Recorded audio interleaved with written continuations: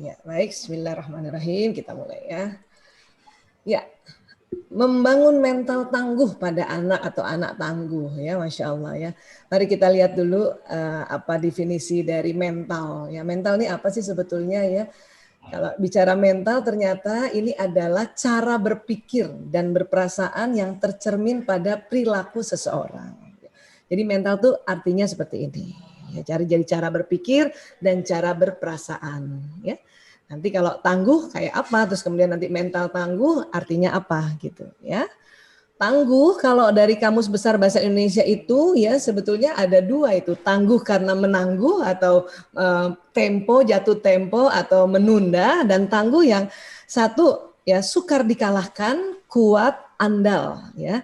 Jadi ini biasanya sering dipakai pada kalimat-kalimat yang membuat sesuatu itu yang kuat ya. Sebagai ini contohnya, sebagai negara maritim Indonesia harus memiliki angkatan laut yang tangguh, nah, gitu ya.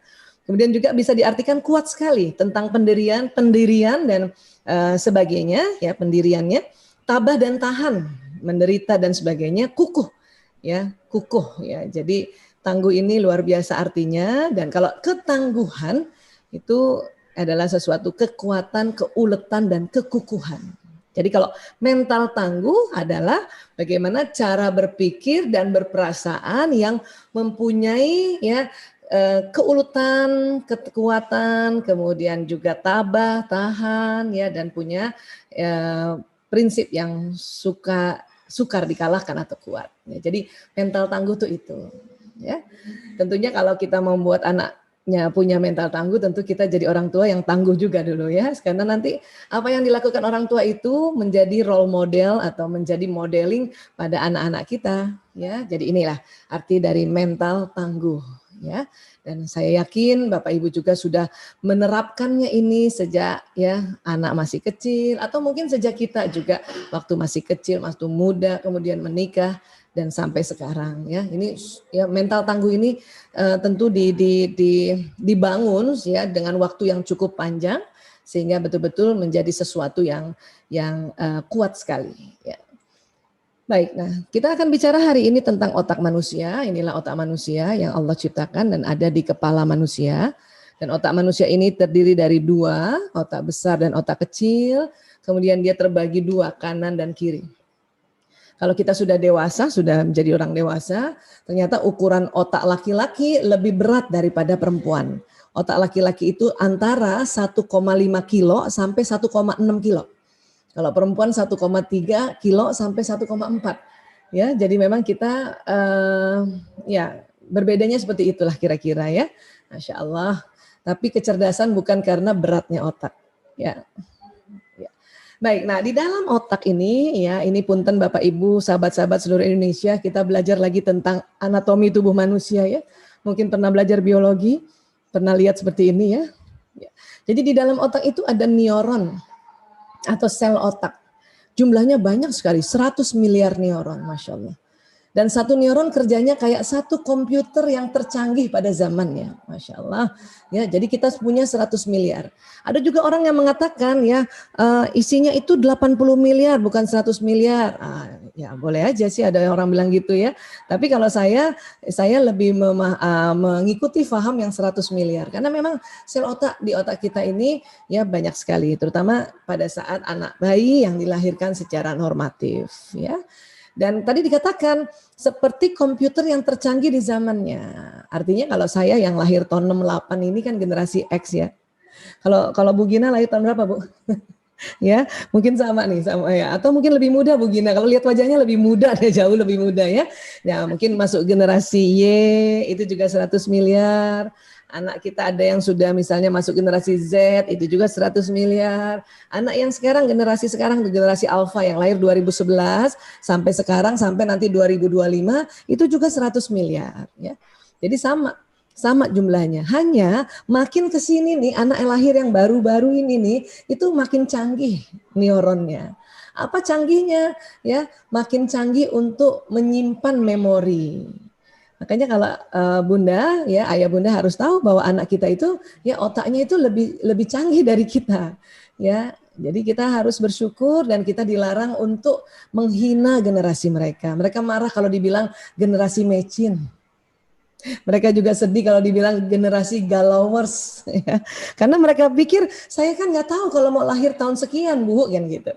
Ya, dan ternyata memang neuron mereka itu jauh lebih canggih dari kita yang sudah generasi-generasi sebelumnya. Ya. Nanti neuron ini, antara neuron ini, umpama ini satu komputer ya, umpama atau satu laptop lah ya yang mudah ya. Nah ini nih kabel yang menuju stop kontak. Ya. Tapi kerennya neuron kita itu menuju stop kontak aja banyak banget cabangnya. Masya Allah ya. Dan ini yang di pinggir-pinggir ini adalah ibarat kalau kita punya laptop, kan di pinggir-pinggir laptop itu ada potensi untuk menyambungkan kabel-kabel ke laptop lain kah, atau ke LCD proyektor kah, atau ke macam-macam ya. Itu kadang lebih cuma 5 itu potensinya satu laptop yang buatan manusia ya. Kalau ini laptop buatan Allah ini di pinggir-pinggirnya ini berpotensi sambungannya 20.000. 20.000. Jadi neuron ini nanti akan tersambung-sambung. Pada saat kita ya mendengar sesuatu, melihat sesuatu, memikirkan sesuatu, ini tersambung-sambung seperti ini. Dan tersambungnya itu kayak ada jalannya listrik di dalam otak manusia, Masya Allah. Ini kita lihat dengan slow motion ya, atau pergerakan yang sangat lambat. Aslinya ini sangat cepat sekali tersambung di otak kita, ya. Jadi ini luar biasa ya. Dan kalau kita mempelajari sesuatu, mendengar sesuatu, mengingat sesuatu, melihat sesuatu, atau merasakan sesuatu yang berulang-ulang, maka sambungannya berulang-ulang. Inilah namanya makin faham. Itulah makanya dalam kita belajar bisa jadi ya, Bapak Ibu, teman-teman semuanya sudah pernah dengar seminar ini di tempat lain barangkali. Tapi kita ulang sehingga kita bertambah faham. Begitu juga anak-anak. Supaya dia bisa menambah kefahamannya, makanya setiap pelajaran yang diberikan oleh Bapak Ibu guru atau oleh orang tua harus diulang-ulang. Begitu juga Quran kalau kita mau hafal kita ulang-ulang.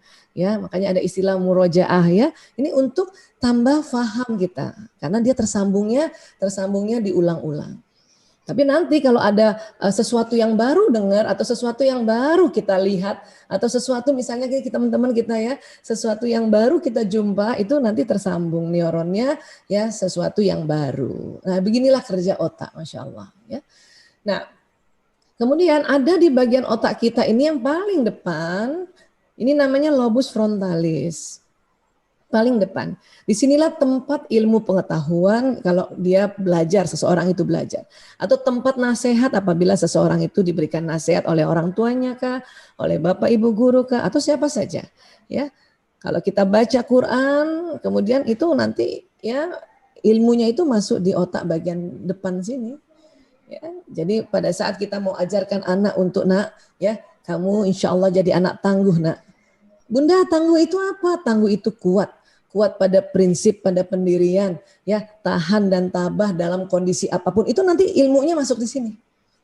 Ya, kita harus tangguh nak, kita harus kuat dan kita harus tahan dan kita harus yakin Allah Maha ya segalanya. Itu ilmunya masuk di sini, masuk di sini.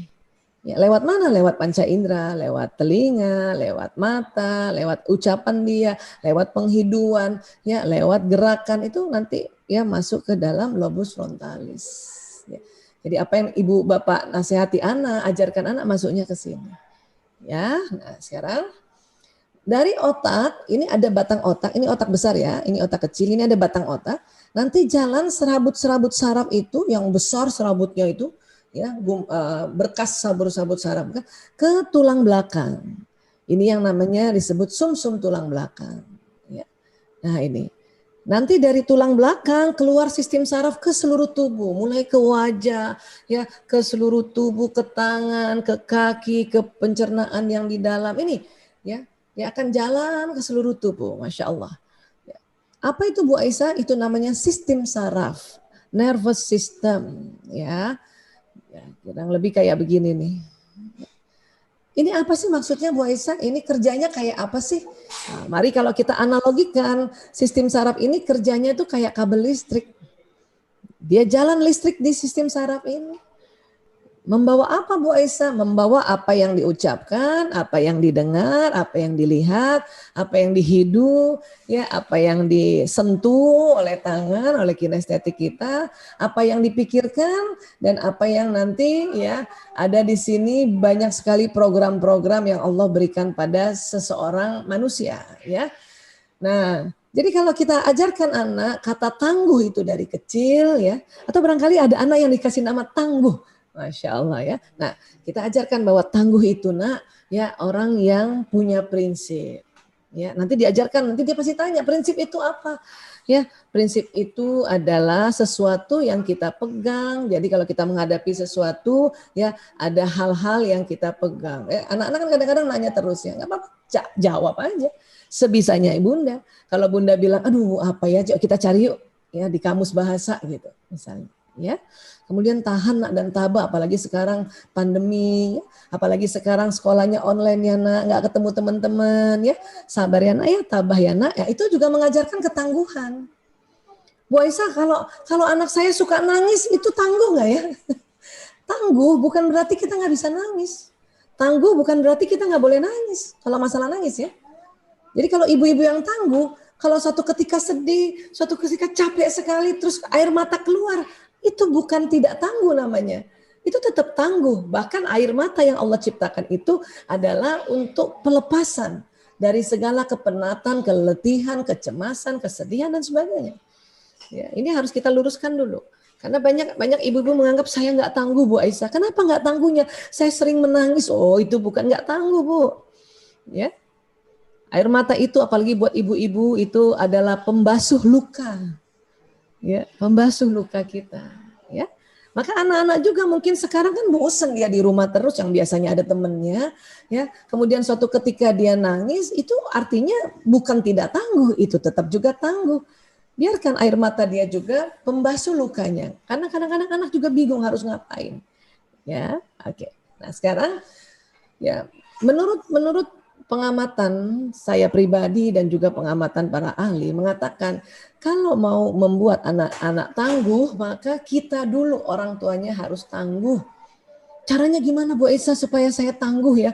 Udah terlanjur besar gini nggak tahu cara belajarnya gimana gitu ya. Oh tenang ya.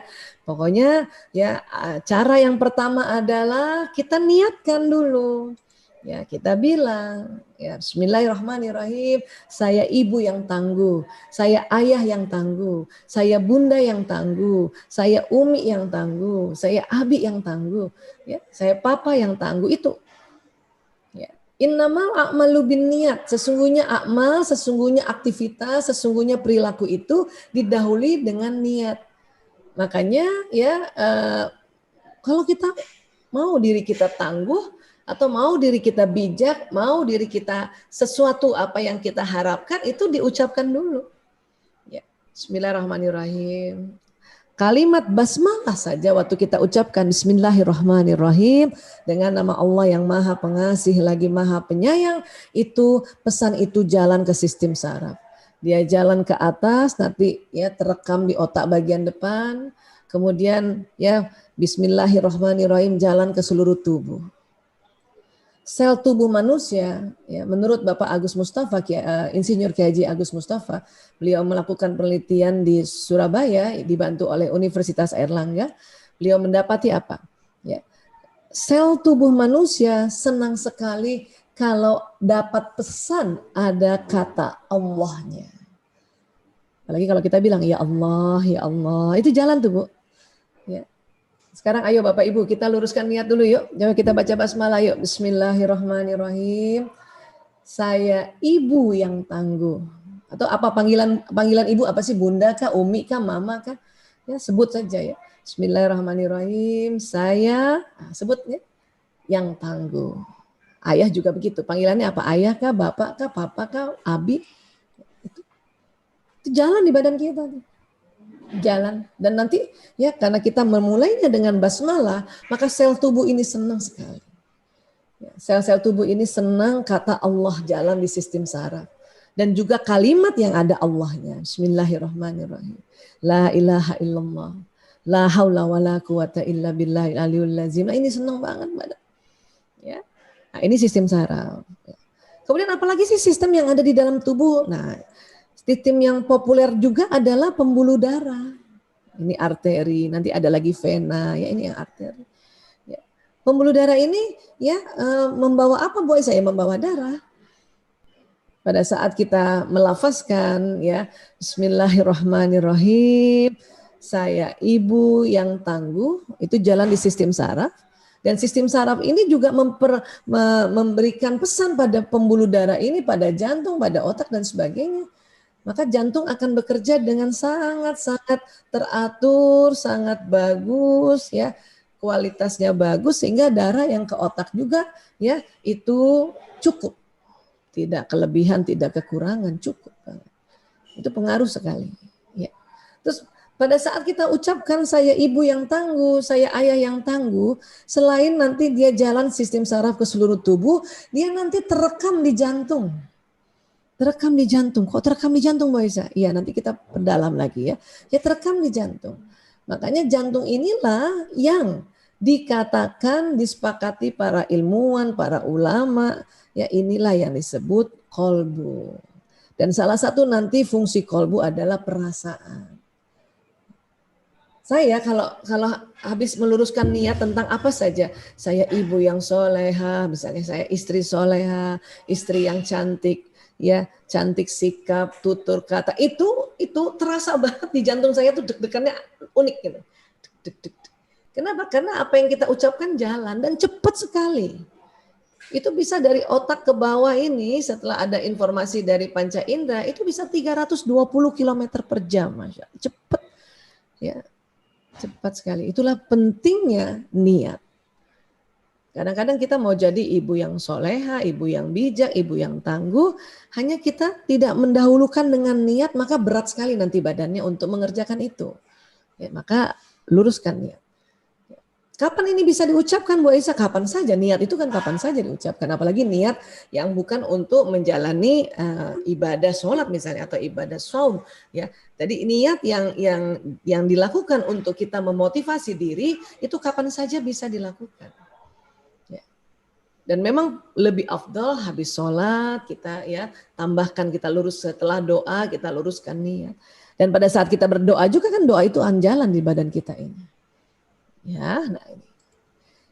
Jadi kalau seorang ibu sudah bilang ya Bismillahirrahmanirrahim atau kita tambahkan yang lebih afdal lagi, insya Allah ya biiznillah dengan izin Allah saya ibu yang tangguh, saya istri yang tangguh. Itu pesannya jalan di sistem saraf. Benar-benar nanti tubuh kita itu ya dituntun oleh Allah untuk belajar hal-hal yang tambah membuat tangguh prinsip kita. Dan tangguh itu bukan keras ya. Tangguh itu berprinsip, kuat, tahan, bukan keras. Kalau kita teriak-teriak marahin anak, kita bilang saya kan ibu yang tangguh, tapi keras banget. Itu bukan tangguh itu keras, apalagi kasar, itu dilarang itu atau tidak diperbolehkan. Kita keras dan kasar. Ya. Baik. Kemudian apalagi yang harus dipelajari? Fahami perbedaan anak laki-laki dan perempuan. Ya, Allah sudah berfirman di surat Ali Imran ayat 36, Bismillahirrahmanirrahim, laisa zakaru kal unsa, dan laki-laki tidak sama dengan perempuan. Ya, itu betul-betul sekali. Banyak mungkin Bapak Ibu, Ayah Bunda, sahabat-sahabat sudah pernah juga dengar seminar-seminar tentang perbedaan laki-laki dan perempuan kan? Hari ini saya lebih fokuskan pada bagaimana untuk kita membentuk mental anak yang tangguh, tapi kita harus tahu juga ini anak laki atau anak perempuan, beda itu. Setelah tadi kita sudah niatkan diri kita sebagai orang tua yang tangguh, mulai kita lebih dalam lagi. Ya, ini anak kita laki apa perempuan? Itu beda tangguhnya itu. Ya. Nah, jadi kalau kita belajar lagi otak lebih dalam, ya nanti otak itu terbagi dua. Ini orang ini hadap ke sana ya, ini tengkuknya ya. Jadi ada belahan kanan dan belahan kiri. Belahan kanan sebagaimana kita lihat ini kan kayaknya relax banget gitu ya. Yang kiri kok serius banget. Memang otak kita Allah desain bisa serius dan bisa santai. Ya, jadi seimbang hidupnya, jangan serius melulu. Kalau serius melulu nanti kirinya terus yang terlalu ya bekerja, nanti nggak seimbang. Atau santai terus nggak serius, nanti juga nggak seimbang. Ya. Tapi pada saat waktu anak masih baru bayi sampai di umur tertentu itu ada perbedaan antara otak pria dan wanita. Ya.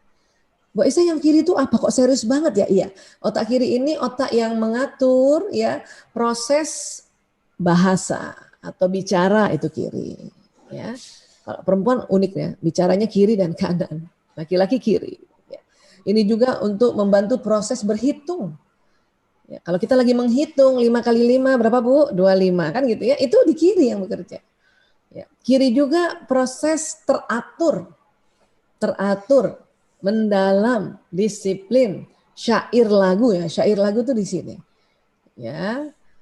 Analisa, kok gini ya, kok gitu ya, kenapa gini ya, kenapa gitu ya, itu kiri. Kanan ini otak rileks, otak melihat warna tuh di kanan. Ya, otak ide, otak imajinasi, otak intuisi, ya. Kemudian otak visualisasi itu kanan, membayangkan itu kanan. Dan otak musik atau irama itu kanan. Ya, otak bermain itu kanan. Otak teknologi itu kanan. Ya. Jadi kita punya dua-duanya ini. Ya, nah sekarang ternyata anak kita ini pada saat umur 0 sampai 6 tahun ternyata beda, ada perbedaan sambungan otaknya. Tadi ingat kita belajar sambungan otak tadi yang kayak jalan listrik ya. Nah, pada perempuan rupanya otak kiri kanan sambungan otaknya itu tersambung dengan seimbang. Artinya apa? Anak perempuan dari 0 sampai 6 tahun itu sudah bisa menganalisa, sudah bisa juga ya kreatif. Tapi kalau punya anak laki, Bunda, kanannya yang lebih banyak sambungannya. Tadi ingat otak kanan yang bagaimana? Yang rileks, yang bermain, ya, yang berimajinasi. Kanannya lebih banyak sambungannya dibanding kiri. Ya, kirinya laki-laki kalah dengan kirinya perempuan, tapi kanannya perempuan kalah dengan kanannya laki-laki.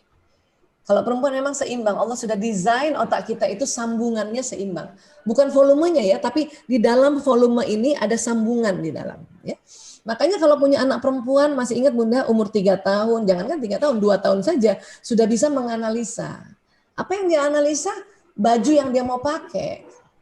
Bunda, aku pakai baju warna pink aja. Itu kata anak perempuan. Dia sudah menganalisa. Coba anak laki umur-umur segitu, 2 ke 3 tahun, dia dikasih pakai baju apa aja sama bundanya, terima dia. Tapi apa yang dilakukan anak laki? Bermain Bu Aisyah, iya, karena otak kanan, otak kreatif, otak bermain, otak imajinasi. Itulah anak laki-laki habis nonton Batman, sampai di rumah jadi Batman. Habis nonton Spider-Man, sampai di rumah jadi Spider-Man. Ini anak laki-laki. Ya.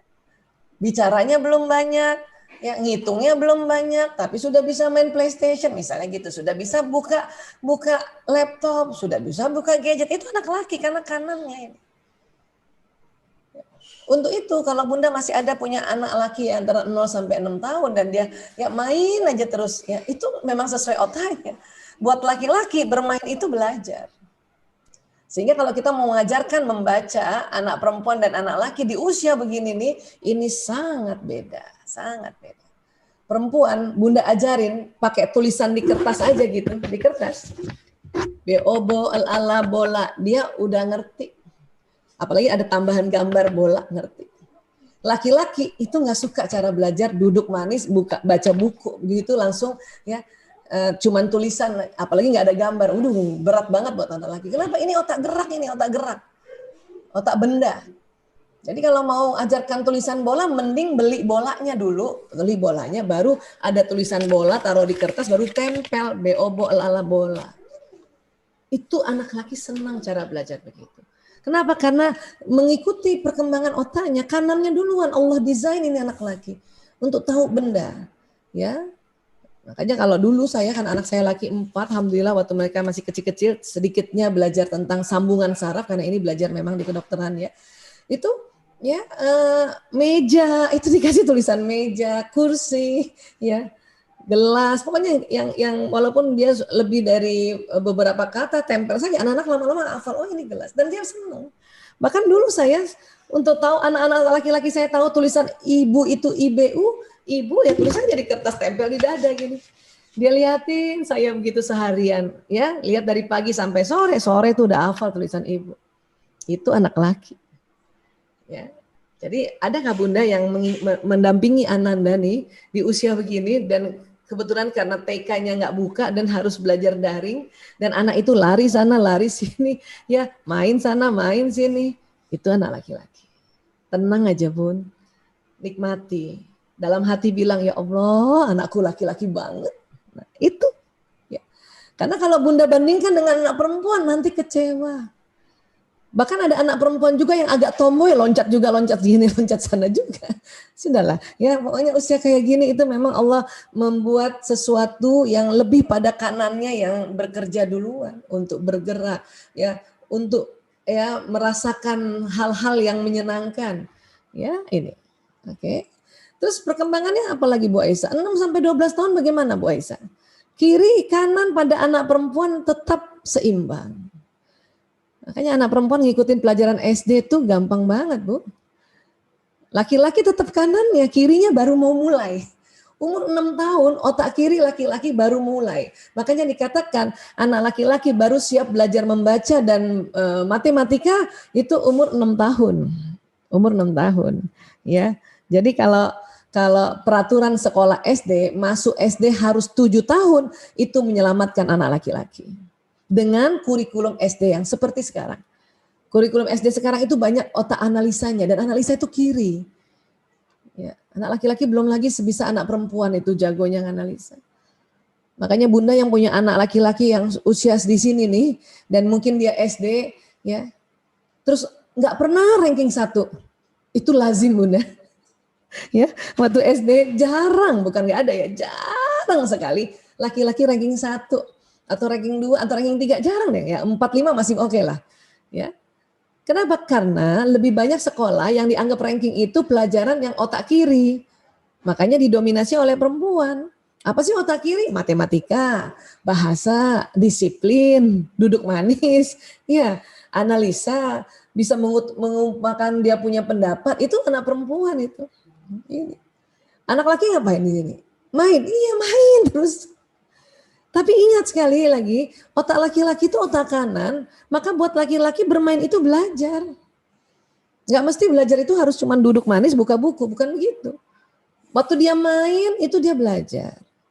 Tapi kan sekarang mainannya gadget terus Bu Aisyah. Ya gimana eranya gadget? Ya, mau diajak anak-anak, diajak main basket, ya di Jakarta ya terutama ya, mudah-mudahan di Kebayoran Residence ada tempatnya ya. Kami nggak ada di tempat kami itu lapangan basket jauh banget. Apalagi pandemi sekarang mana boleh keluar. Mau main bola, ya Allah nggak ada lagi lapangan bola. Ada juga futsal tutup karena pandemi sekarang. Ya, saya punya anak 4 laki-laki. Kita harus pinter-pinter nih, harus bijaksana nih. Karena sekarang memang rumah kecil-kecil, halaman juga kecil, nggak boleh main keluar. Ya. Dan sekarang eranya gadget, maka dia tentu akan bermain ke gadget. Anak laki loh. Ya. Kalau anak perempuan nggak terlalu, anak perempuan itu lebih seneng nonton kah atau dengarkan lagu-lagu musik misalnya.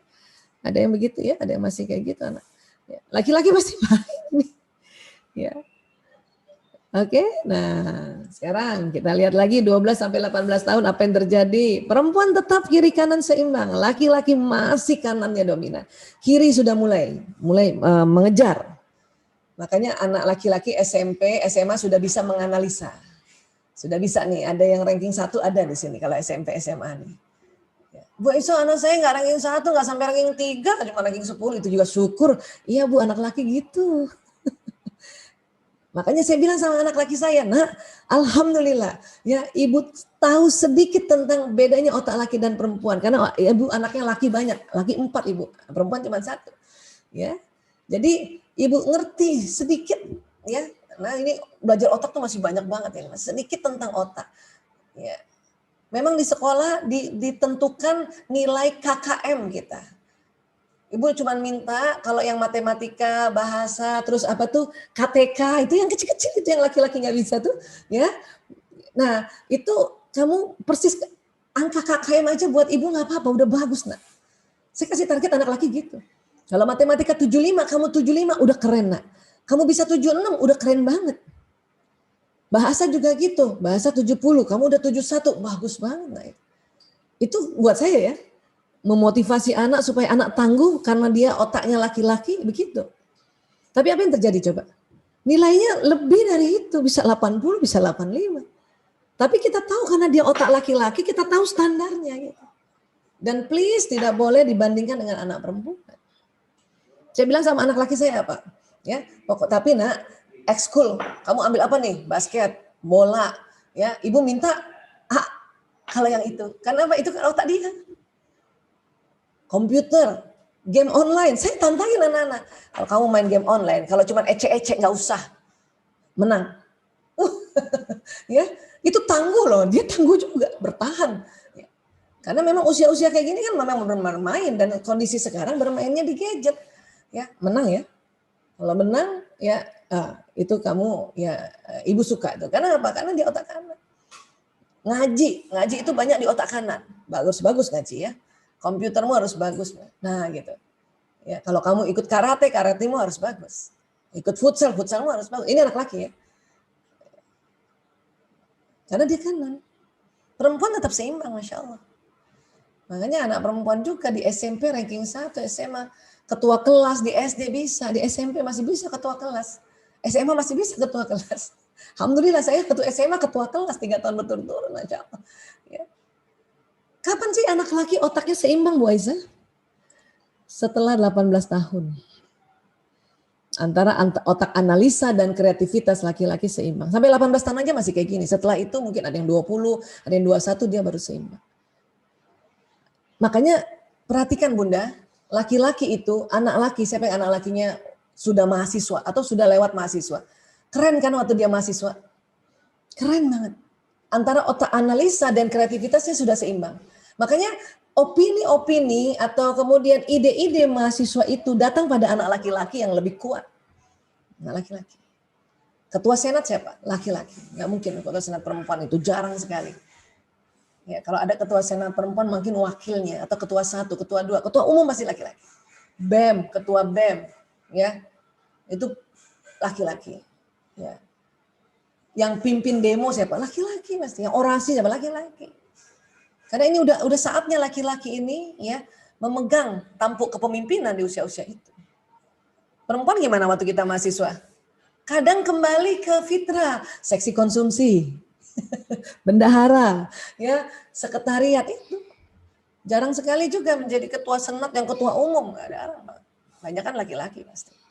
Ya, inilah perkembangan yang harus kita tahu bahwa untuk anak laki seperti ini, supaya kita tahu tangguhnya laki-laki dan tangguhnya perempuan tuh beda.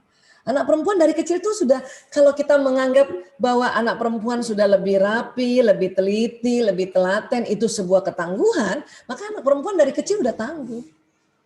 Tapi kalau melihat ketangguhan pada anak laki-laki, ya ternyata nggak boleh dibandingkan seperti ketangguhannya anak perempuan. Anak laki-laki itu tangguh pada saat otak kanannya ya. Misalnya mati lampu rumah, yang loncat anak laki pasti. Itu namanya tangguh tuh. Walaupun tadinya sambil main dia, yang loncat laki-laki. Dia cek, ya ini sikringnya turun kah atau matiin lampu semuanya? Kayak kemarin itu anak laki-laki saya yang loncat semua. Walaupun saat itu dia sedang main-main kan hari Ahad kan, ya, loncat ya. Itu tangguhnya anak laki. Ya, anak laki tangguhnya anak laki. Bahwa misalnya dia game online belajar online, dia telat-telat ya, itu pada saat umur-umur yang segini nih ya, itu masih bisa dimaklumi. Kenapa? Anak laki-laki kan kirinya tuh tentang keteraturan, ketelatenan, kedisiplinan, dia berbeda dengan perempuan. Tapi kalau main Bu Aisyah, kok dia telaten banget? Itu karena otak kanannya. Eranya juga masalah era aja. Saya juga zaman dulu waktu bukan era gadget kayak sekarang, adik saya kan laki-laki 3. Itu juga tangguh banget kalau main apa? Main layang-layangan, main gundu. Itu tangguh sekali. Main sepeda itu tangguh banget. Kita yang perempuan kalah itu. Main sepeda pasti cepat. Ya, tapi kalau cuci piring, nyapu, kita yang lebih cepat. Itu perbedaan. Makanya saya katakan, melihat ketangguhan harus lihat dulu jenis kelaminnya apa. Ya, baik. Kemudian ini ada penelitian, ini otak laki-laki dan ini otak perempuan. Ini belahan kanan, ini belahan kiri. Jadi ini di belakangnya, ya. Diketahui bahwa di daerah warna orange ini pada laki-laki hanya di otak sebelah kiri, perempuan kiri dan kanan. Apa nih Bu Aisyah? Ini adalah otak bicara, otak bahasa. Laki-laki cuma sebelah kiri, perempuan kiri dan kanan. Ya. Laki-laki karena cuma kiri maka dalam sehari mengatakan 2.000 sampai 4.000 kata, 1.000 sampai 2.000 bunyi vokal, 2.000 sampai 3.000 gerakan bahasa tubuh. Rata-rata jumlah komunikasi laki-laki 7.000. Ya. Yang pendiam 5.000.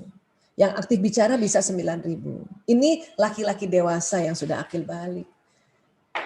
Kalau masih belum akil balik, apalagi masih umur-umur di bawah 5 tahun, ini sepertiga dari 7.000. Ya. Bunda punya suami yang pendiam ada? Mungkin yang 5.000 Bun. Ya. Tapi rata-rata 7.000. Perempuan bagaimana perempuan? Perempuan karena otak bicaranya kiri dan kanan, makanya dalam sehari mengatakan 6.000 sampai 8.000 kata. 2.000 sampai 3.000 bunyi vokal, 8.000 sampai 10.000 gerakan bahasa tubuhnya. Jadi rata-rata kita 20.000. Ini mungkin sering ya lihat di seminar-seminar. Ya. Bu Aisyah, saya kok pendiam ya rasanya ya, nggak terlalu banyak bicara. Berarti ibu yang 16.000. Perempuan yang pendiamnya aja 16.000 Bu. Apalagi yang ya dibanding laki-laki yang banyak ngomong 9.000, tetap kalah laki-laki. Kenapa? Karena sunatullahnya otak bicaranya laki-laki cuma di otak sebelah kiri, perempuan kiri dan kanan gitu ya. Dan nanti kita akan lihat bahwa ketangguhan anak perempuan untuk bicara itu ya jauh lebih banyak pada anak laki-laki. Ya. Anak perempuan menjelaskan sesuatu pada ibunya, pada gurunya itu lebih tangguh. Soal penjelasan ya, kenapa? Itu kata-kata bunyi vokal sama gerakan tubuh ini kayak tangan saya itu lebih banyak. Makanya perempuan kayaknya lebih tangguh banget untuk menjelaskan sesuatu. Wish, dibanding laki-laki. Laki-laki karena cuman sedikit, bawah sadar mereka juga paham ya bahwa mereka ngomongnya sedikit. Makanya kalau ditanya, iya biasa aja, ya gitu deh. Nah itu laki-laki. Makanya ibu guru misalnya suruh, ya coba kamu Hasan, ya coba bagaimana harimu kemarin itu waktu libur panjang? Biasa aja Bu. Itu laki-laki. Kenapa? Karena ngomongnya sedikit memang 7.000 kata dikit ya. Dia irit-irit, ya irit-irit. Bikin karangan juga nggak banyak tuh anak laki. Coba anak perempuan suruh tanya itu 3 hari kemarin ngapain? Dia cerita ina inu. Walaupun nggak jalan-jalan juga, cuma di rumah doang. Ya. Cerita yang pertamanya apa? Kesel banget. Hari libur panjang tugas juga banyak. Iya loh anak-anak begitu ya. Nah inilah makanya perbedaan ini kita harus lihat juga. Jadi kalau laki-laki ngomongnya sedikit-sedikit itu bukan karena nggak tangguh ya. Memang stoknya cuma sedikit. Oke. Nah, kemudian lagi nih otak dibelah. Ini otak besar ini ya, ini otak kecil ini dibelah. Yang saya mau kasih lihat ini corpus callosum di tengah ini yang menyambungkan otak kanan dan kiri. Jadi di atas, mulai di atas sampai ke tengah ini otak ini terbelah memang. Makanya tadi fungsinya beda, fungsi kanan beda, fungsi kiri beda, ya. Ayah ibu, bapak ibu, ini mohon maaf ini karena anak saya juga banyak online jadi suaranya kedengeran semuanya. Ya, itu gurunya lagi absen, gurunya nggak dengar kali, makanya dia teriak-teriak hadir. Ya, oke, ini corpus callosum. Corpus callosum, ya persis di tengah ini ada perbedaan antara perempuan dan laki-laki. Corpus callosum perempuan lebih tebal 30% daripada laki-laki. Karena lebih tebal maka perempuan mampu mengerjakan berbagai pekerjaan yang tidak saling berhubungan dalam satu waktu. Inilah ya desain otak perempuan yang membuat perempuan ini tangguh, bisa mengerjakan banyak hal. Ya. Jangankan ibu-ibu, anak kecil juga gitu. Anak perempuan itu multitasking, bisa bermain sambil bicara. Ini tangguh loh ini. Ketangguhan pada anak perempuan, oke? Nah, sambil main sambil bicara tuh anak perempuan ini, ya. Tapi kalau anak laki lain, anak laki-laki bila sudah fokus dengan benda di depannya, setelah 10 menit ke atas, otaknya konsentrasi dan pendengarannya menurun. Ini zaman gadget, mainannya beginian nih. Kalau belum 10 menit dia masih bisa dengar bundanya panggil, sudah 10 menit ke atas, dipanggil bunda 1 kali nggak jawab, 2 kali nggak jawab, 3 kali baru jawab. Kenapa? Karena kita udah teriak, udah naik itu nada kita ya. Kadang bunda marah, diambil, direbut mainannya nih, direbut ini gadgetnya. Anak laki-laki paling nggak suka itu. Karena dia juga bingung, saya apa yang salah bunda? Abis kamu bunda panggil kamu nggak jawab. Terus dia bingung kapan manggilnya. Makanya dia marah kalau diambil nih. Ini kalau kita nggak paham nih bisa bertanduk yang punya anak laki nih. Tanduknya nggak cuma di kepala Bu, keluarnya kepala, pundak, lutut, kaki kalau nggak ngerti tentang ini. Ya, Masya Allah. Mungkin ada anak laki nggak Bu? Ada Bu, anak saya 2 laki. Alhamdulillah. Udah gede-gede tapi ya? Besar 1, yang 1 13 tahun. Oh Alhamdulillah. Kan kayak gini kan anak laki. Iya, emang Satu betul. kali nggak jawab, Terus 2 kali, 3 kali. kalaupun menjawab, gadget itu sangat pendek ya, "Oke, Iya, ya, itu baik," anak gitu. laki. Itu anak laki. Makanya saya bilang kalau kita paham itu enak, rileks kita, tenang. Dan itulah anak laki tangguh ya gitu, tangguh. Artinya gini, syukur dia jawab.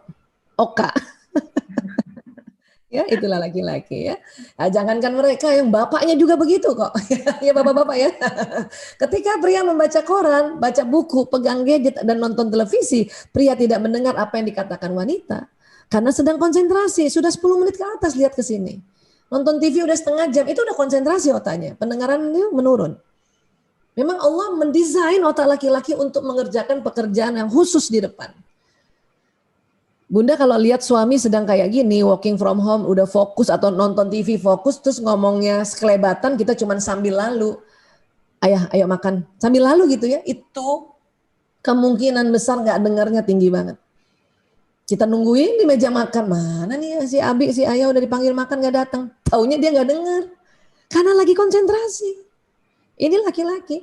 Dan ini juga sebuah kekuatan laki-laki. Makanya anak laki-laki itu fokus pada pekerjaannya di depan. Nggak ngomong dia. Bunda kalau lihat chef laki-laki di dapur restoran itu tenang banget nggak ngomong dan fokus. Ya, ada temennya lewat di depan dia nggak kayak kita perempuan lagi masak, hey gitu kita perempuan. Laki-laki masak, temennya lewat kayak ya dia fokus pada makanan di depan itu, pada masakan yang di depan itu, itulah hebatnya. Ya, ini anak perempuan kalau seandainya ini bisa dibikin film ya, ini ngomong ini anak perempuan, yang laki diem aja fokus gitu. Inilah tangguhnya anak laki-laki ya. Kemudian mata Masya Allah. Ini mata lurus ya, lihat lurus ke depan. Perempuan kiri kanannya masih lihat. Memiliki jangkauan penglihatan yang lebar 180 derajat ini sebetulnya. Ya, lebih dari 180 derajat kayaknya nih. Ya, laki-laki ngelihat ke depan itu nggak bisa lihat kiri kanan. Tapi laki-laki lihat ke depan itu panjang atau lurus lebih panjang dibanding kita perempuan. Ini lagi harus difahami. Kenapa? Karena memang perempuan ini diminta oleh Allah untuk jago menjaga rumah atau jago menjaga sarang. Itulah makanya ibu-ibu ingat Bu, lagi nyusuin anak, matanya di anak, ada orang datang tuh kita tahu lewat sudut mata tuh. Sambil nyusuin anak siapa tuh? Kita udah tahu tuh ada. Atau lagi masak, ibu fokus di masakan. Maaf, ada tikus lewat, ibu lihat tuh. Ya Allah tuh tikus, tapi mata kita masih dimasakan. Itu perempuan. Kalau laki-laki memang ini didesain oleh Allah untuk mata berburu namanya, mata hunter berburu. Berburu apa? Berburu nafkah. Mulai zaman dulu berburu nafkahnya adalah binatang buruan di hutan. Nah, ini cocok banget anak laki-laki. Sekarang berburu nafkah itu kan dari gedung ke gedung, dari kantor ke kantor, dari rumah ke rumah. Ini laki-laki lebih jago. Tentu karena dari gedung ke gedung sekarang, zaman sekarang dibantu oleh kendaraan, maka laki-laki membawa kendaraan. Tapi matanya laki-laki itu lebih panjang dari kita. Makanya bapak-bapak kalau udah bawa mobil, kalau sudah mau dekat sampai di satu gedung itu dia dari jauh udah bilang itu dia tuh gedungnya sudah kelihatan. Kita perempuan nggak lihat loh, mana sih, mana sih? Karena kita pendek ke depannya, laki-laki panjang. Cuman ada sedikit perempuan yang bisa lihat panjang itu, yang agak-agak tomboy itu memang bisa lihat panjang ke depan. Ya. Makanya bapak-bapak kalau bawa mobil dia tahu di depan tuh macet apa enggak. Makanya dia suka ngebut. Itu jagonya bapak-bapak Bu. Kadang-kadang kita kalau lagi macet suami ngebut kita langsung awas. Lihat kanan kiri awas. Laki-laki nggak suka lagi kalau gitu. Kenapa? Karena mata dia lebih panjang dari kita. Ya. Ini ketangguhan mata anak laki-laki atau laki-laki di luar rumah. Ketangguhan perempuan itu adalah dia bisa melihat kanan kirinya. Itu namanya tangguh. Ya. Laki-laki dengan mata seperti ini akan beda dengan perempuan seperti ini karena perempuan memang didesain oleh Allah matanya aja untuk jago jagain rumah. Makanya perempuan ya lebih mudah mencari barang di kulkas dan dimanapun karena matanya tuh ke kiri kanan dibanding laki-laki. Laki-laki sulit melihat lewat kedua sudut matanya. Ya. Bu, susu mana bu? Susu mana bu? Kata ibunya dari jauh ya. Ada di kulkas nak? Nggak ada bu. Ada di kulkas. Ah, nggak ada. Iya loh. Ibunya lihat loh ini apa? Kan dia nggak lihat di samping bu. Telur mana telur? Dia nyarinya ke depan, orang dari samping dia nggak lihat bu. Suami saya aja begitu, anak laki saya aja begitu dulu. Sebelum saya tahu ilmu ini. Apa yang kita lakukan? Kita kadang kesel sama anak laki. Apa kita bilang? Ini, makanya cari pakai mata. Iya. Dan laki-laki tersinggung kalau kita bilang cari pakai mata. Kenapa tersinggung? Karena dia udah pakai mata. Cuman matanya lurus. Jadi gimana dong Bu Aisyah? Ya udah dibantuin aja. Bu, susu mana Bu? Ada di kulkas nggak? Nggak ada Bu. Oh, berarti nggak lihat dia ya. Udah naik. Ini loh nak. Udah diem. Tutup mulut Bu. Supaya nggak komen panjang-panjang. Karena kita 20.000 kata. Apalagi suami.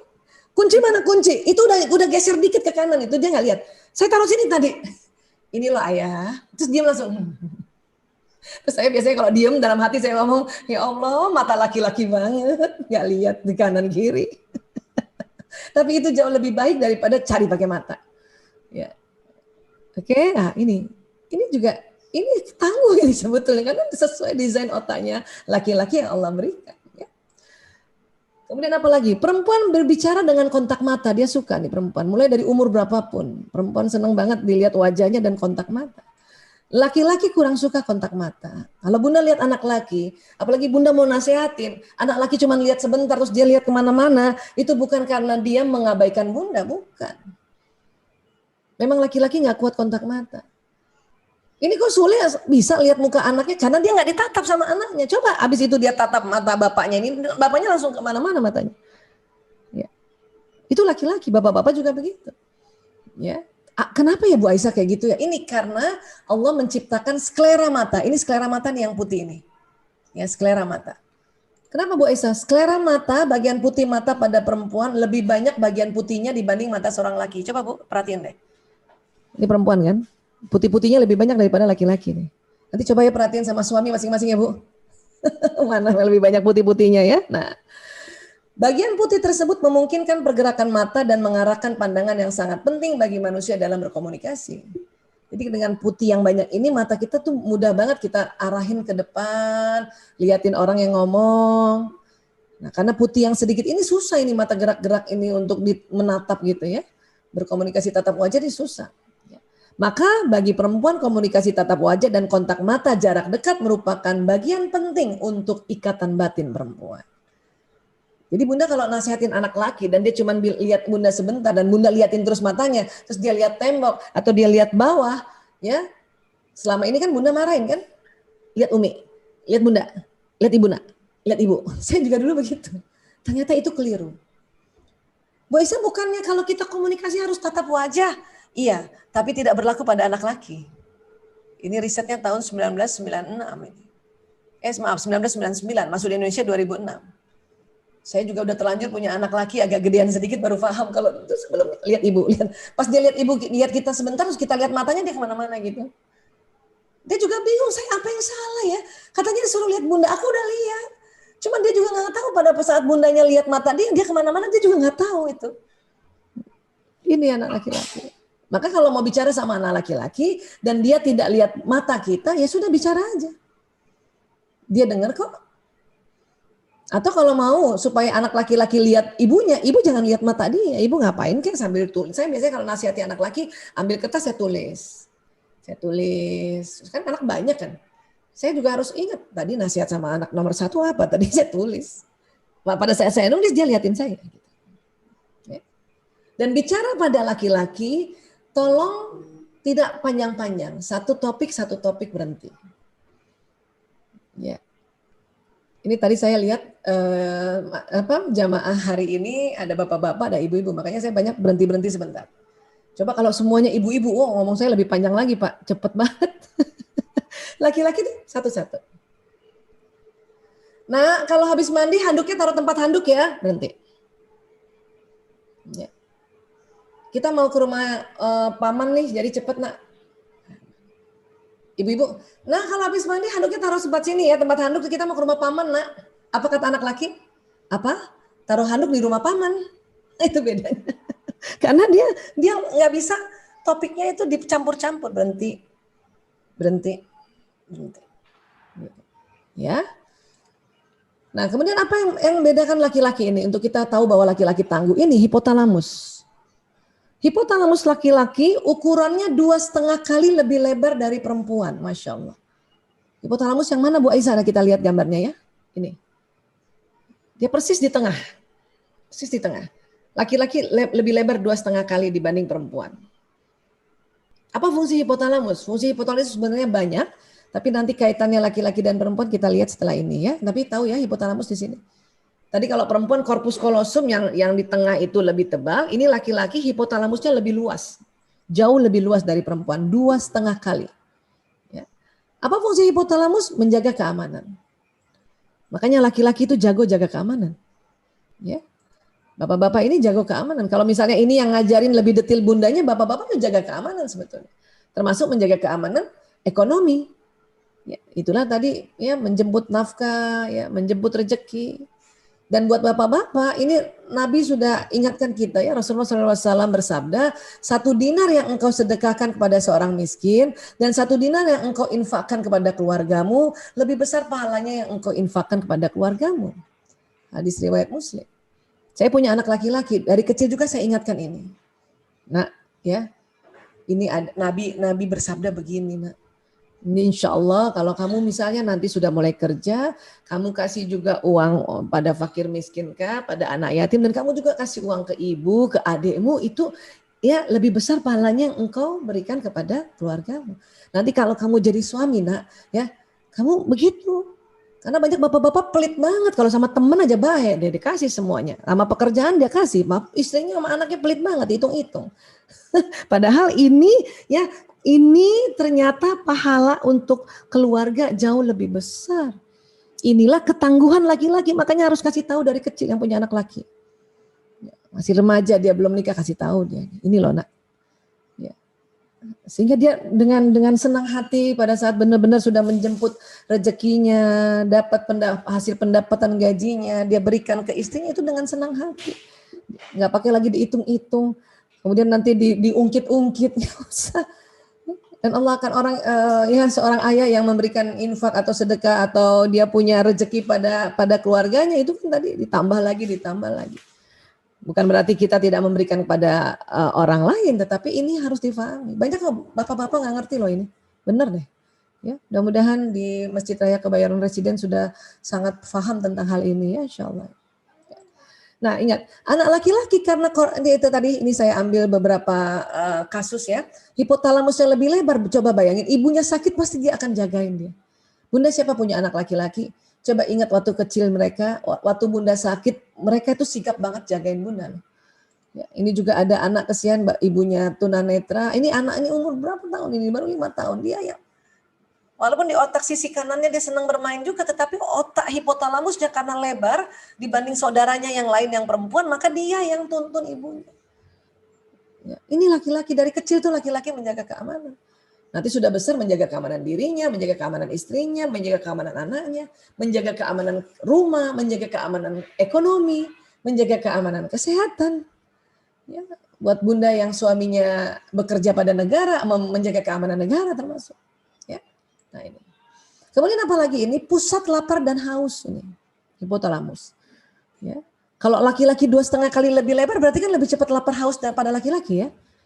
Itulah makanya ya kita ya perlu perhatikan makan minumnya suami dan anak laki-laki wabil khusus. Bukan berarti perempuan enggak ya, wabil khusus anak laki-laki. Pantang nasihati anak laki dalam keadaan perut lapar. Pantang. Atau bunda nih anak laki-lakinya baru lagi ngerjain PR nih ya, saya sering kasih ilustrasi gini. Kemudian tinggal 2 lagi ya, ada 15 soal, dia sudah kerjain 13, tinggal 2. Terus ujuk-ujuk dia bilang, bunda aku lapar. Kata bundanya tanggung 2 lagi. Ibu-ibu bilang tanggung, kenapa? Ibu-ibu tahan lapar. Laki-laki nggak tahan lapar. Saya setelah tahu ilmu ini, saya nggak mau tunda-tunda. Bu, aku lapar banget, Bu. Bu, aku lapar, Bu. Bu, aku lapar banget. Misalnya gitu ya. Ayo kita makan nih, nak.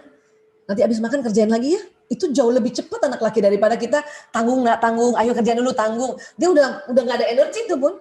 Merengut, malas-malasan nulis. Kita lagi bertanduk nanti. Ini anak laki-laki. Dan Bunda kalau mau ngasih arahan, kasih nasihat anak laki itu sambil makan. Itu masuk di otaknya. Ya. Ya. Kemudian apa nih? Pusat tidur, Masya Allah. Jadi laki-laki memang lebih cepat tidur dan lebih mudah ngantuk juga. Kenapa? Karena memang sebetulnya kerjaan dia itu lebih berat kalau dia di luar rumah. Ya.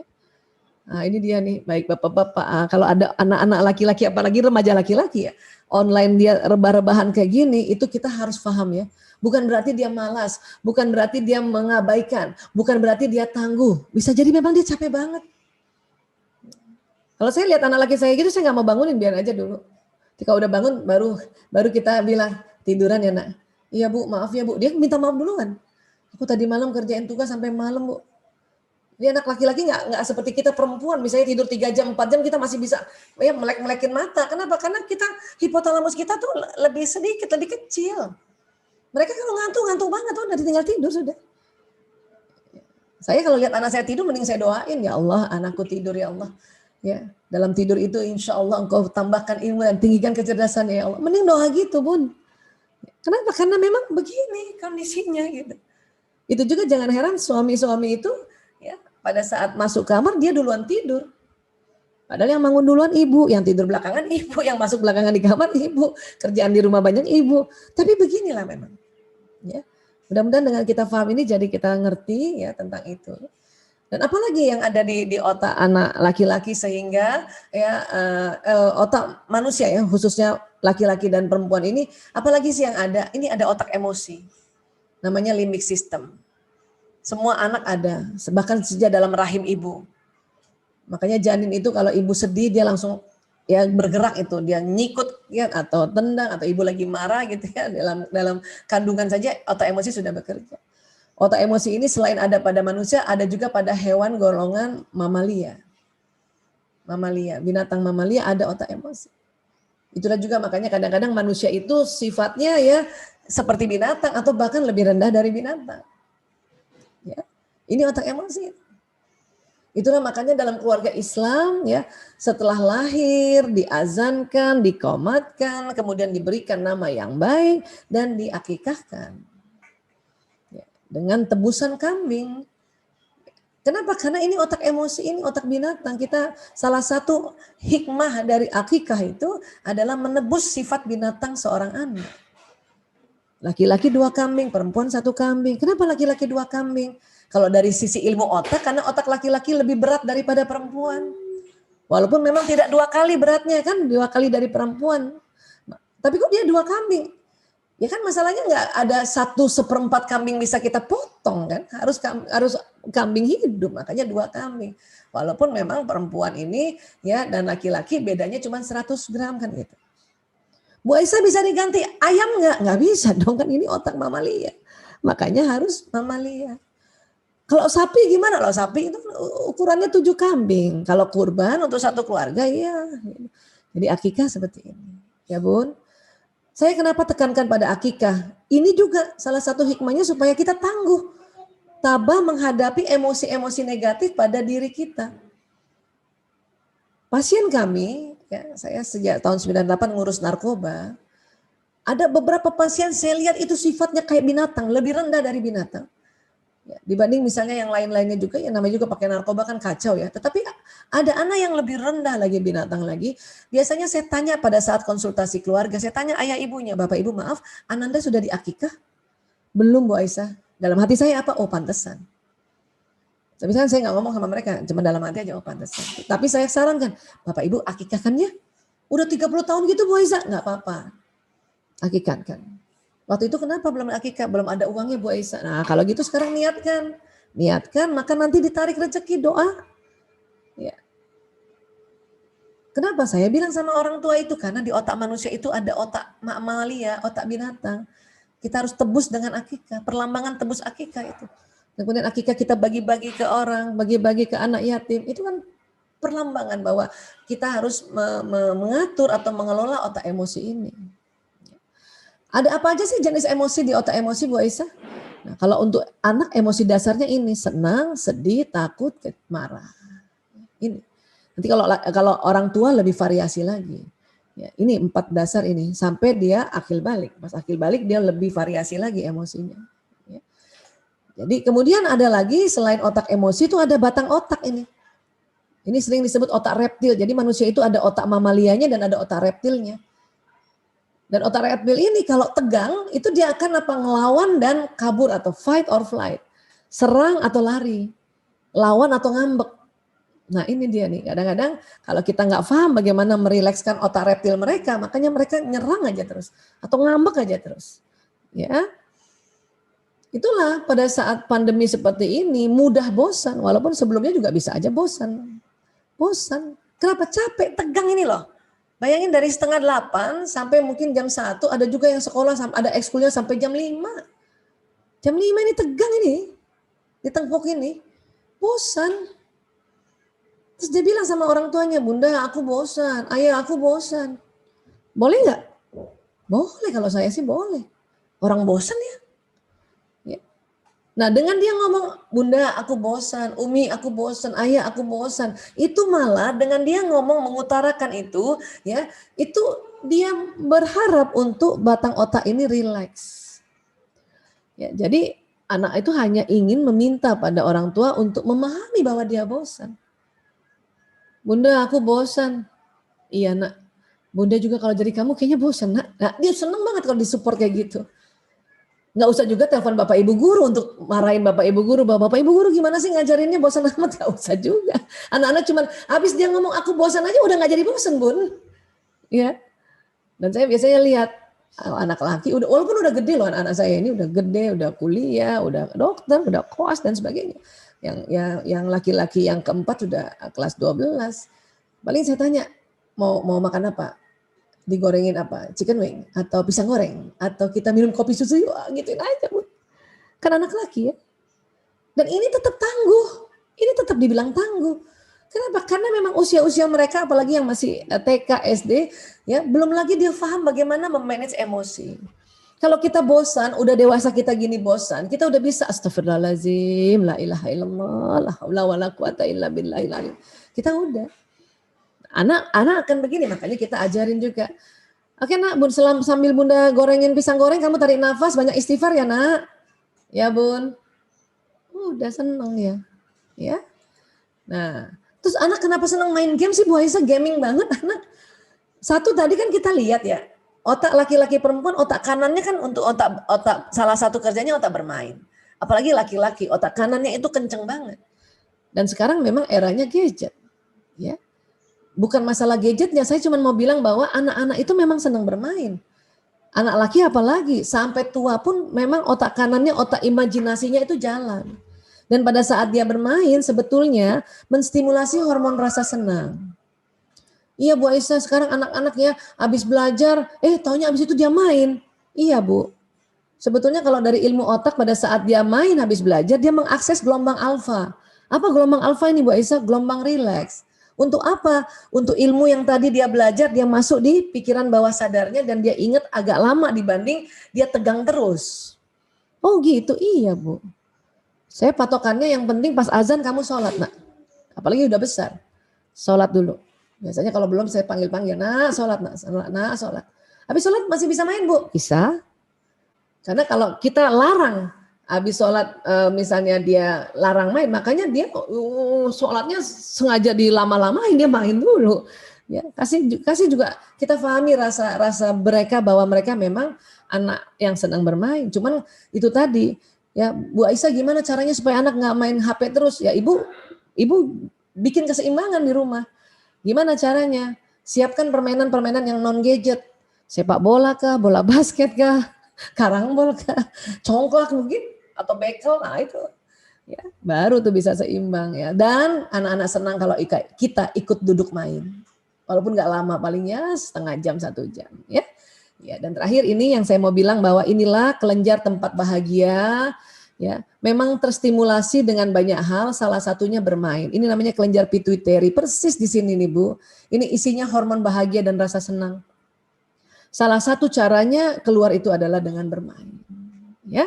Jadi sekali lagi inilah bagaimana kita membuat anak ya, tangguh, tapi ini masih sangat dasar sekali ya. Pertama kita jadikan diri kita orang tua yang tangguh, kemudian apa? Kita pahami oh ini anak laki atau perempuan. Mungkin kapan-kapan waktu lagi kalau kita bahas, kita harus bahas lebih dalam lagi tentang watak anaknya. Ya, baik. Terima kasih sampai sini dulu ya. Terima kasih banyak. Wabillahi taufik wal hidayah wallahu alam bisawab. Assalamualaikum warahmatullahi wabarakatuh. Saya kembalikan kepada Ibu Gina Sonia. Terima kasih Bu Aisyah. Masya Allah Bu, saya juga jadi belajar ternyata Allah sudah mendesain sedemikian ya perbedaan antara laki-laki dan perempuan. Mungkin tugas kita sebagai orang tua ini adalah memahaminya. Ya. Dan tentunya materi yang disampaikan oleh Bu Aisyah tadi membuat kita menjadi mengerti, mudah-mudahan menambah kefahaman. Mungkin sekarang kita akan membuka tanya jawab. Ini gimana nih untuk panitia atau admin, apakah melalui chat tanya jawabnya ini atau berdasarkan yang raise hand? Di sini boleh yang raise hand, Mbak. Nampaknya belum ada yang masuk ya chatnya. Raise hand aja mungkin yang Mbak Gina. Baik, kita lihat siapa yang raise hand ini. Mana tadi? Sebentar ya. Kok hilang lagi nih yang raise hand? Oke, sambil mana ya? Chatnya ini disable ya? Ya. Oh iya, chatnya ya chatnya terkunci kayaknya dari tadi. Ya, mungkin admin bisa membukanya. Iya, makanya mungkin ada yang udah mau. Tadi udah ada juga yang raise hand. Iya. Ini Ibu Solihah ya. Ibu Solihah. Itu ayo tak. Saya ya? Ya, silakan Bu Solihah. Pertanyaannya tolong singkat, padat ya Bu ya, supaya banyak yang bisa bertanya. Iya. Assalamualaikum warahmatullahi wabarakatuh. Waalaikumsalam warahmatullahi wabarakatuh. Ibu, saya ibu dari 3 anak yang masih kecil-kecil. Insyaallah. Paling besar itu kelas 1 SD perempuan. Ya. Kemudian adiknya umur 5 tahun laki-laki. Dan yang terakhir laki-laki umur 3 tahun. Ya. Itu terkadang kan kita tidak bisa menyamaratakan cara mendidik mereka ya karena memang laki-laki sama perempuan berbeda. Ya. Tapi anaknya terus jadi iri. Kok adik boleh kayak gitu? Kok adik boleh main aja seharian? Kok saya enggak? Kok saya harus belajar? Sementara adik harus main kayak gitu loh. Bu, ini siapa? Yang perempuan apa yang kedua? Yang perempuan. Gitu? Oh. Yang perempuan yang kadang iri kayak gitu. Jadi saya gimana cara saya menjelaskan ke anak ini kalau itu memang kayak gitu caranya gitu atau saya yang salah ngasih tahu apa adik suruh main aja, saya suruh belajar. Saya takutnya nek saya yang salah gitu loh, Bu. Ibu Solihah sudah sempat jelasin apa sama Ananda yang pertama? Saya cuman bilangnya kakak sudah besar, kakak sudah sekolah, sementara adik belum. Saya cuma bilangnya kayak gitu. Adik jadi belum punya kewajiban banyak tentang belajar kayak gitu. Sementara kalau memang ada tugas, memang adiknya jauh lebih lama kalau suruh mengerjakan gitu, bukan TK ya. Dan sudah ada tugas-tugas itu lama untuk menulis 1 huruf itu dia bercerita panjang sekali sampai 1 jam itu. Hanya cuman bercerita dan gambar-gambar aja. Kakaknya terus jadi iri. Padahal kakaknya kan memang sudah harus ada soal dan lain sebagainya. Sementara adiknya kok cuman gambar-gambar aja, cuman mewarnai gitu loh. Jadi saya tuh ya harus gimana saya jadi orang tua gitu. Terima kasih. Ibu tinggal di mana Bu Solihah? Saya di Boyolali. Oh ini Boyolali, Masya Allah. Terima kasih ya. Baik, sebetulnya udah bener kok Bu Solihah bilang sama Ananda, kakak udah besar, kakak udah sekolah, bener itu ya. Hanya mungkin nanti ditambahkan kalau nanti suatu ketika kakak juga ngerasa kok ada boleh main, kakak kok enggak, ibu bilang sama kakak mau main apa? Tanya, kakak mau main apa? Karena usia SD itu kan pada perempuan juga boleh main. Karena kan otak kanannya juga dia berkembang kan. Saya mau Ya, tanya, kakak mau main apa? Nanti anak perempuan juga suka bingung, apa yang mau main apa aku ya? Ya, pada ujungnya nanti kalau kakak mau main apa, kok kakak minta main apa? Makanya. Apa ya Mia gitu. Nah, ya. Artinya, apa ya, Mi? Iya, memang anak perempuan itu memang bukan otak bermain yang seperti anak laki kan. Tapi kita waktu bertanya atau memberikan pertanyaan kakak jadinya mau main apa, itu menandakan kakak sebenarnya boleh main kok. Tapi anak perempuan sendiri bilang, aku main apa ya? Iya. Karena memang otak perempuan itu kan otak kiri kanannya cenderung sudah lebih seimbang duluan dibanding laki-laki. Tapi dengan kalimat bahwa kakak boleh main kok, kakak mau main apa, kakak boleh main kok. Ya, hanya kakak sudah besar, ada tugas sekolah, ya nanti kakak selesaiin dulu baru boleh main. Nah itu yang penting dia merasa bahwa oh aku ternyata boleh. Cuman karena aku sudah mulai sekolah ada tambahan kegiatan yang harus aku jalani. Itu aja.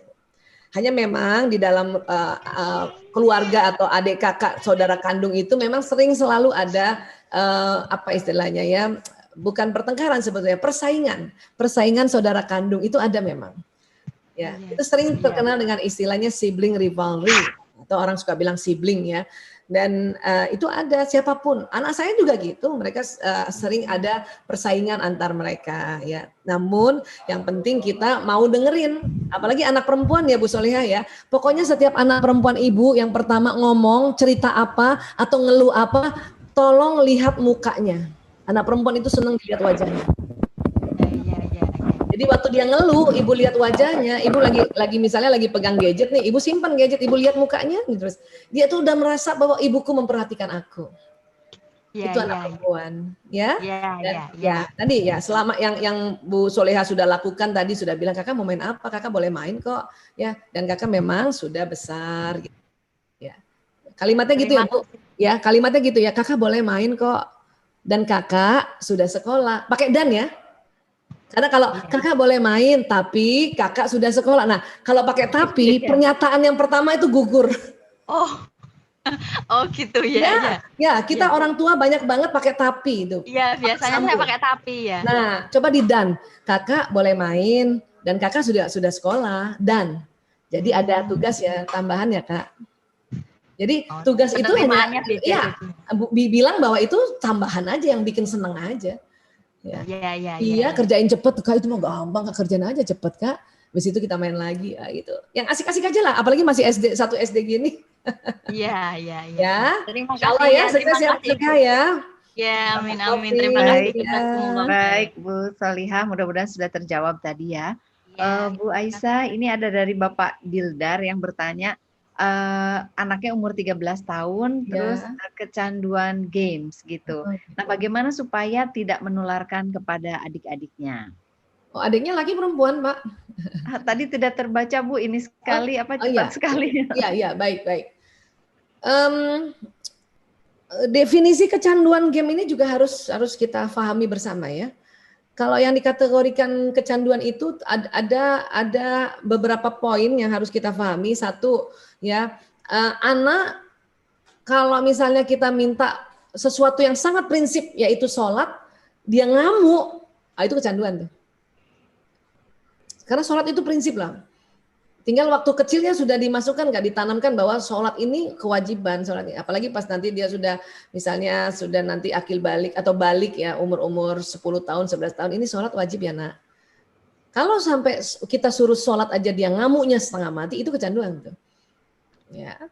Atau yang disebut kecanduan juga dia kalau bermain sama temennya dia nggak mau kerja sama, maunya main sendiri. Jadi karena sekarang kan banyak main game online ya Bu, ya. Nah, ada anak yang nggak mau ngalah sama temennya, sama timnya, itu dia juga udah kecanduan game itu namanya. Ya, disebelin sama temennya malah ya. Dan yang ketiga cirinya adalah dia sudah pakai uang betulan untuk sebagai taruhan dalam permainan. Uang betulan ya. Karena di dalam game online juga ada uang bohongan yang untuk diatur sedemikian rupa, misalnya beli senjata, beli strategi perang dan sebagainya kan gitu. Jadi kita luruskan dulu yang disebut kecanduan apa. Kalau anak memang seneng main, terus tapi kita sepakat bahwa pokoknya kalau bunda minta kamu sholat ya. Terus dia masih mau dengan senang hati, nggak marah-marah, itu belum kecanduan gitu. Dan saya kalau tahu anak laki ya, apalagi anak laki dan udah besar ya, kadang-kadang kan ini udah era gadget ya, kita bikin kesepakatan juga selain sholat ya, kesepakatannya apa? Pokoknya kalau ada tugas kerjain ya nak. Ulangannya di atas KKM ya nak, sedikit aja di atas KKM. Gitu aja lebih enak sebetulnya. Kalau makan, anak laki nggak usah disuruh makan, dia udah cari sendiri. Makanya kita siapin aja makanan kalau anak-anak. Tapi jadi anak tuh paham patokan-patokan apa yang dia harus sudah lakukan gitu. Ya, jadi nggak usah terlalu panjang. Pokoknya sholat, ibu bilang sholat nak, dengar azan berhenti dulu sholat nak. Itu terus itu. Ya sama tugas, pokoknya tugas dikumpulkan, terserah kamu gayanya gimana ngerjain tugasnya, ulangan di atas KKM sedikit. Itu enak loh. Kalau enggak kita bisa bertanduk, itu yang tadi saya bilang, kepala, pundak, lutut, kaki, keluar tanduk. Bukan cuma di kepala ya, Bu? Di kepala. Ya, jadi kira-kira begitu Pak. Mudah-mudahan ini bisa dipahami ya. Iya. Apalagi anak laki senang kalau bapaknya ajak ngobrol-ngobrol. Jadi supaya Ananda tidak terlalu pegang gadget, makanya ada hari-hari tertentu bapak-bapak itu kalau nggak hari Sabtu atau hari Ahad lah, terserah jam berapa, ajak dia ngobrol tentang motor kah, tentang apalagi kalau udah mulai remaja, udah mulai mendekat-dekati sudah bisa punya SIM, ajarin aja anak sekalian. Ya, ajarin. Cuman memang gaya ngajarin bapak kan agak tegas ya. Agak tegas karena anak-anak suka sebel juga kan kalau terlalu tegas ya. Kira-kira begitu Bu Gina. Ya, tadi dari Bapak Dildar. Kemudian ada beberapa pertanyaan Bu, cepat sekali chattingnya. Tapi saya lihat beberapa itu kaitannya dengan tidur sendiri. Jadi ada kaitannya dengan tidur sendiri. Jadi pada usia berapa saatnya tidur sendiri, terus bagaimana supaya mau tidur sendiri. Tadi ada beberapa pertanyaan tentang tidur sendiri pada anak ini. Baik, terima kasih. Nomor 1 syaratnya tentu harus ada ruangannya ya. Sekarang keluarga-keluarga muda tuh kadang-kadang kan ruangannya terbatas ya. Saya ingat dulu nih Bu Gina, anak saya 5. Waktu kami pertama kali ngontrak itu cuma ada 2 kamar.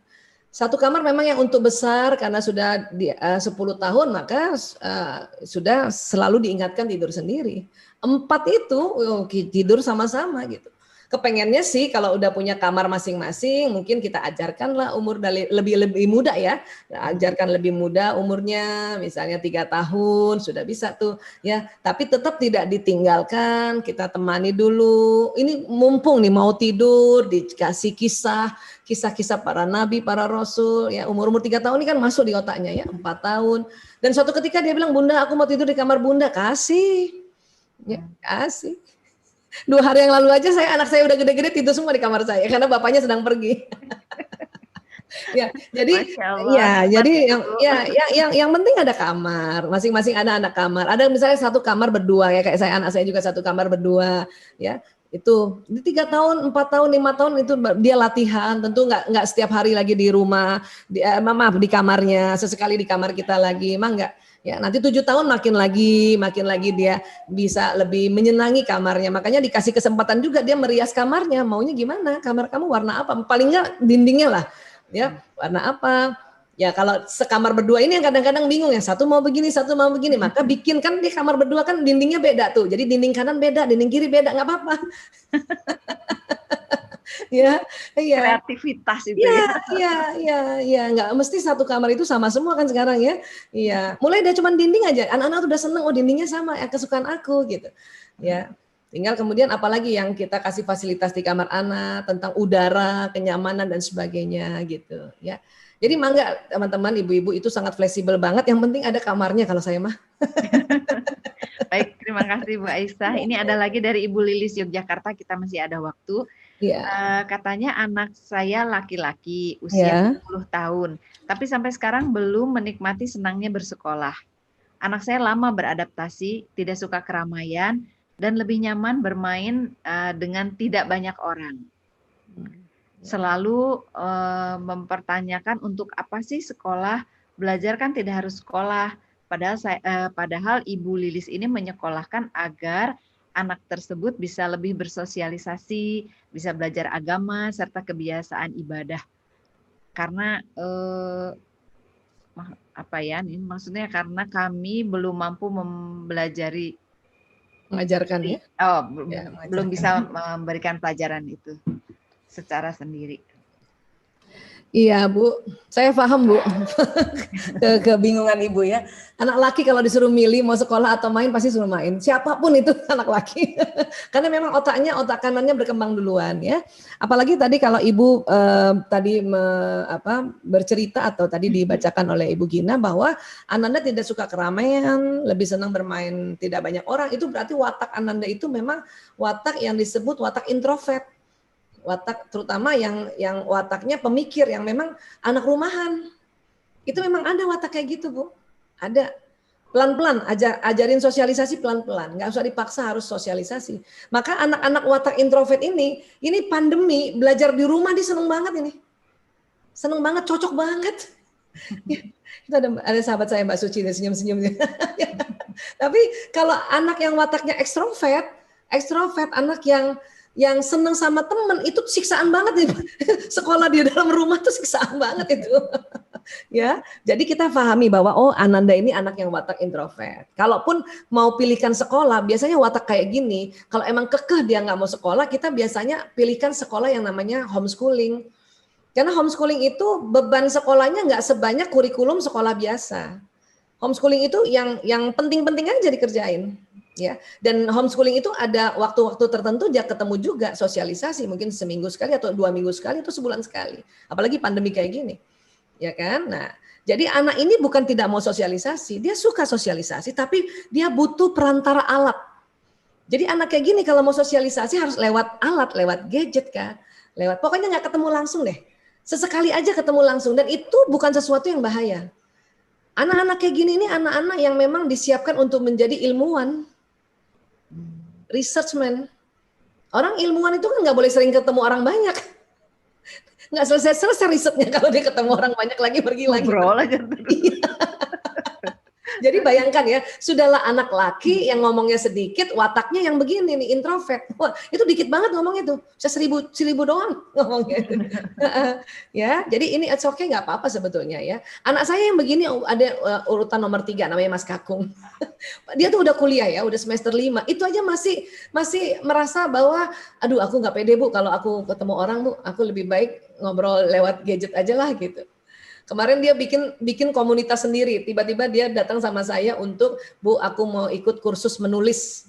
Dia memang senang menulis, senang bikin novel, senang bikin. Oke nak, sama siapa? Sama Raditya Dika. Oke.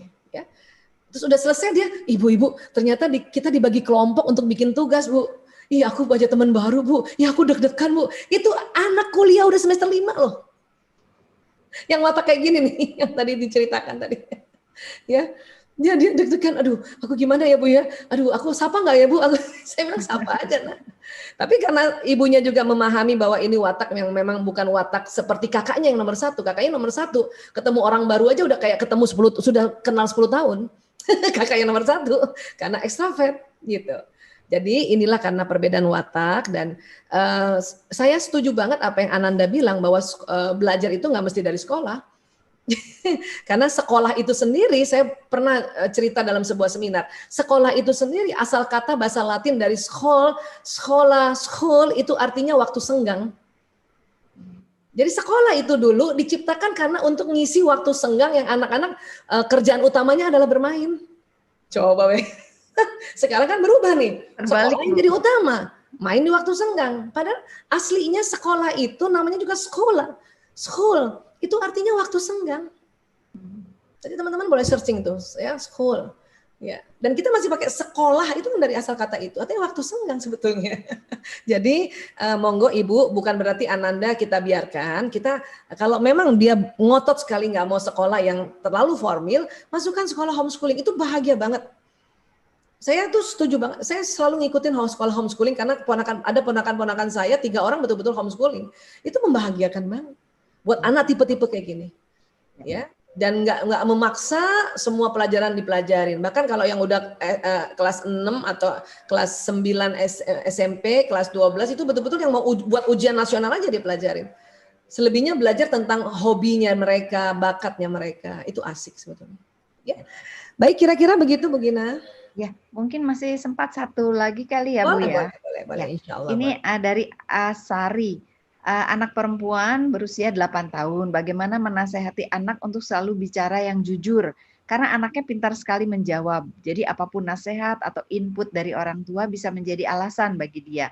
Kadang suka menyembunyikan sesuatu, misalnya tidak boleh main game Senin sampai Jumat, tapi dilihat di history dia pernah main game di waktu-waktu tersebut. Bagaimana Dok? Anak sekarang tuh jujur banget. Anak sekarang loh sebetulnya jujur. Bahkan dia bilang sama bundanya, Bunda, aku nggak suka sama Bunda. Itu jujur. Cuman kita yang nggak siap kejujuran anak-anak ini.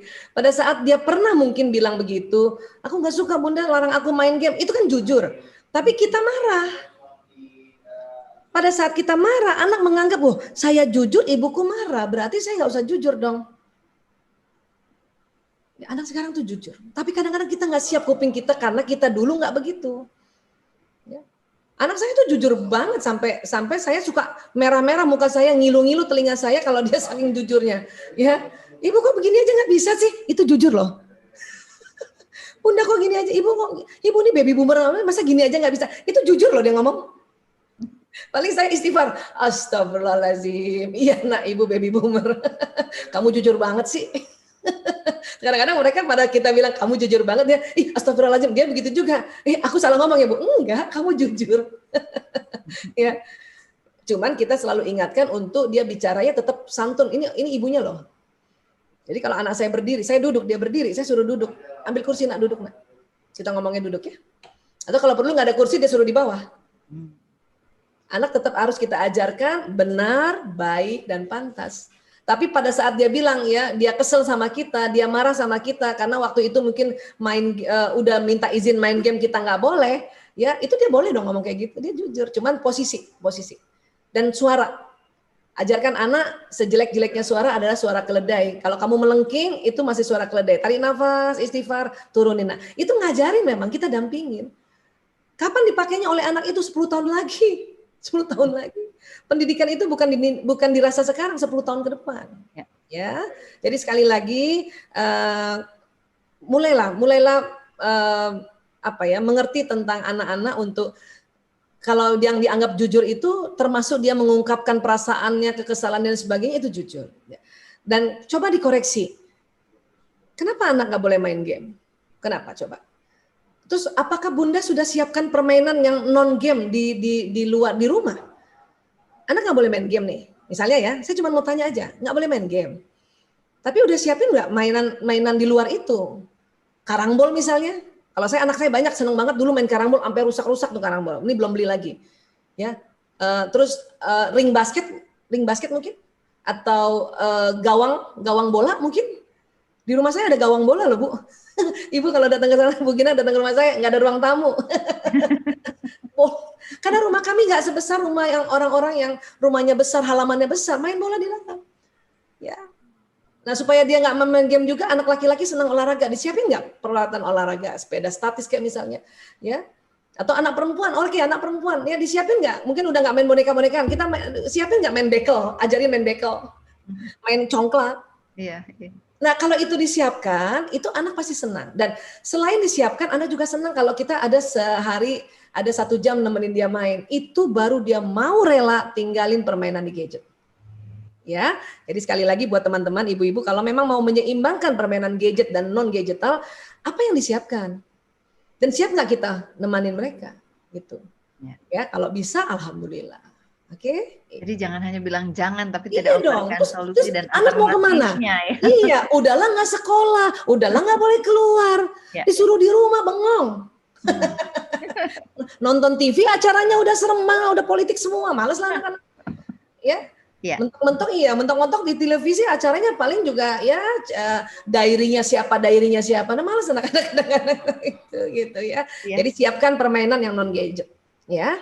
Baik, terima kasih Bu Aisyah. Sama-sama Bu Gina. Saya juga secara pribadi senang sekali Bu dapat ilmu yang banyak dan saya percaya bahwa peserta yang ikut kajian kali ini juga begitu ya. Alhamdulillah. Terima kasih atas pemaparannya yang luar biasa.